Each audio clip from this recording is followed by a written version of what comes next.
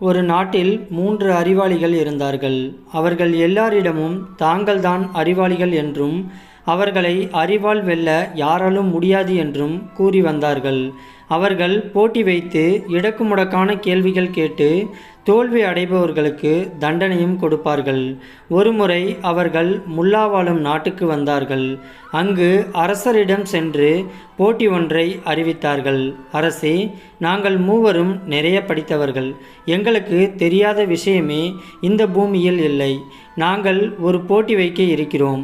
நாங்கள் கேட்கும் கேள்விக்கு சரியான பதில் சொன்னால் நாங்கள் உங்கள் நாட்டுக்கு அடிமைகள்.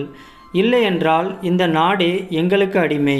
எங்களிடம் போட்டி போட உங்கள் நாட்டில் அறிவாளிகள் உண்டா என்று கேட்டனர். அரசர் அமைச்சரவையை பார்த்து, நம் நாட்டு அறிஞர்களே, உங்களில் யார் போட்டியில் கலந்து கொள்ளப் போகிறீர்கள் என்று கேட்டார். யாரும் முன்வரவில்லை. அரசர், என்ன, நம் நாட்டின் அறிவாளிகள் யாரும் இல்லையா என்று கேட்டார். அதற்கு புலவர் ஒருவர், அரசே, இவர்களை பற்றி நாங்கள் நிறைய கேள்விப்பட்டிருக்கிறோம். இவர்கள் மற்றவர்களை அவமானப்படுத்தவே கேள்வி கேட்பவர்கள்.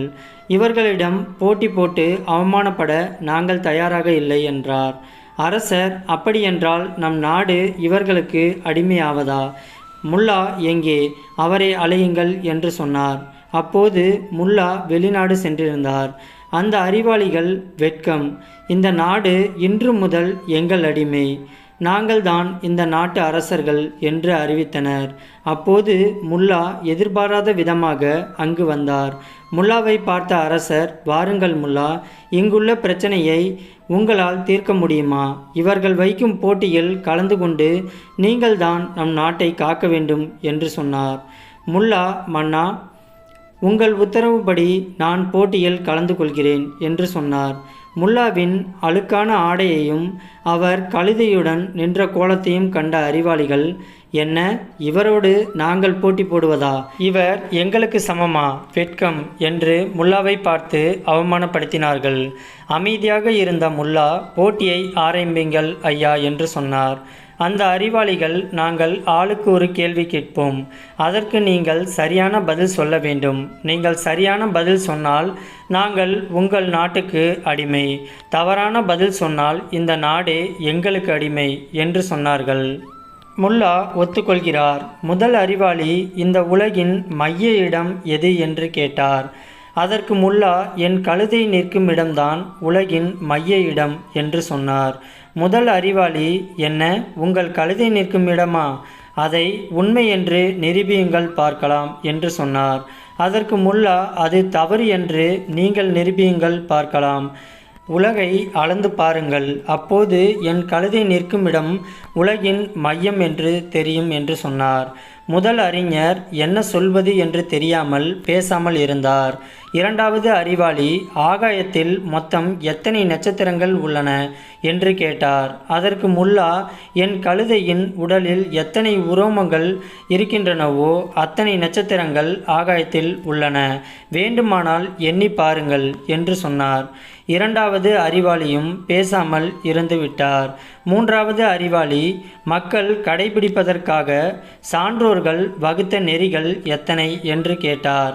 அதற்கு முல்லா, அறிஞர்களே, உங்கள் மூவருடைய தலையிலும் எவ்வளவு முடி உள்ளதோ அத்தனை நெறிகளை சான்றோர்கள் மக்களுக்காக வகுத்துள்ளனர். இதில் ஏதாவது சந்தேகம் இருந்தால் சொல்லுங்கள்.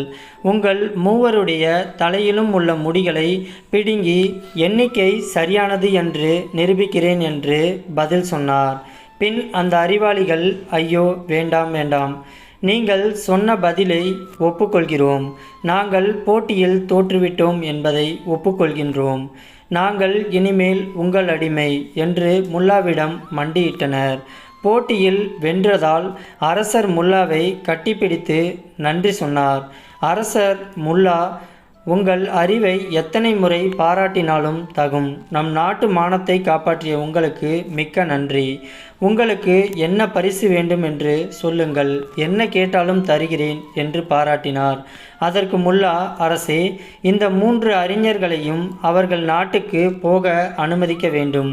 இனிமேல் அவர்கள் இதுபோல் போட்டியிட மாட்டார்கள் என்று கேட்டார். முல்லா அவர்களே, நீங்கள் சிறந்த அறிவாளி மட்டுமல்ல, சிறந்த மனிதரும் கூட. எங்களை மனிதர்களாக மாற்றினீர்கள், மிக்க நன்றி என்று அந்த 3 அறிவாளிகளும் சொன்னார்கள். இன்னா செய்தாரே ஒருத்தல் என்னும் குரலுக்கு ஏற்றது போல நீங்கள் நடந்து கொண்டீர்கள் என்று அந்த அறிவாளிகள் முல்லாவை பாராட்டினார்கள். இனிமேல் நாங்கள் எங்கள் திறமை அடுத்தவர்களுக்கும் பயன்படும்படி நடந்து கொள்வோம். மிக்க நன்றி, போய் வாருங்கள் என்று அவர்களை முல்லா அனுப்பி வைத்தார். ஆணவம் என்றென்றைக்கும் அழிவை மட்டுமே தரும் என்பதே இக்கதையின் கூற்றாகும். இந்த வீடியோ பற்றின உங்களுடைய கருத்துக்கள் எதுவாக இருந்தாலும் கீழே இருக்கக்கூடிய கமெண்ட் பாக்ஸில் மறக்காமல் கமெண்ட் பண்ணுங்கள். இந்த வீடியோ பிடிச்சிருந்துச்சு அப்படின்னா இந்த வீடியோக்கு ஒரு லைக் பண்ணிவிட்டு உங்கள் ஃபேமிலி அண்ட் ஃப்ரெண்ட்ஸுக்கும் ஷேர் பண்ணுங்கள். மறக்காமல் நம்ம சேனலை சப்ஸ்கிரைப் பண்ணி வச்சுக்கோங்க. தேங்க்ஸ் ஃபார் வாட்சிங்.